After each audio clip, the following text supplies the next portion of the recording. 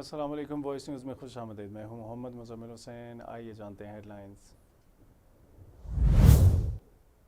امریکی سیاست میں ہلچل، ایران سے جنگ اسرائیل کا مسئلہ ہے، ہمارا نہیں۔ امریکی ریپبلکن پارٹی میں دراڑیں واضح ہونے لگیں۔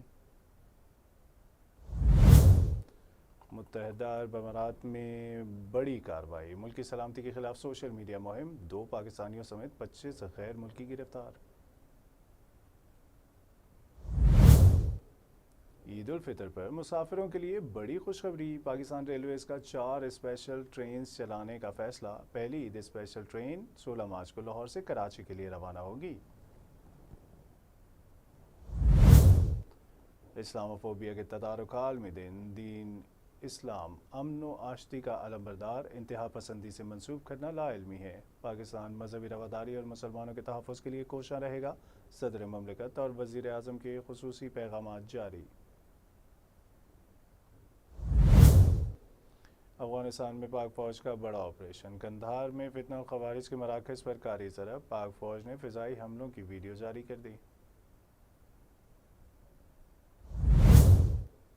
کفایت شعاری مہم، سرکاری افسران کی 2 مہینے کی تنخواہوں میں 30% تک کی کٹوتی کا نوٹیفیکیشن جاری کر دیا گیا، رقم وزیر اعظم ریلیف فنڈ میں جمع کرائی جائے گی۔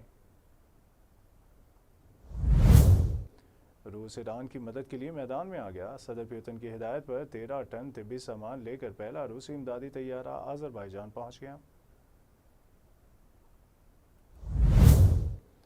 عالمی بحری تجارت میں اہم پیش رفت، ایران نے 92,000 ٹن LPG سے لدے 2 بھارتی بحری جہازوں کا راستہ دینے کی اجازت دے دی۔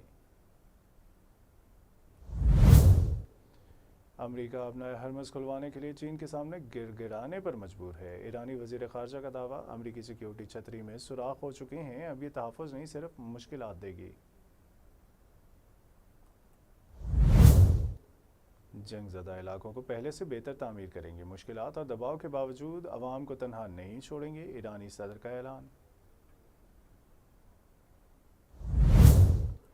اور کراچی کی پر رونق راتیں، ضیاء الدین پارک میں 2 روزہ راکھا والی بال ٹورنامنٹ کی سنسنی خیز مقابلوں نے رنگ جما دیے۔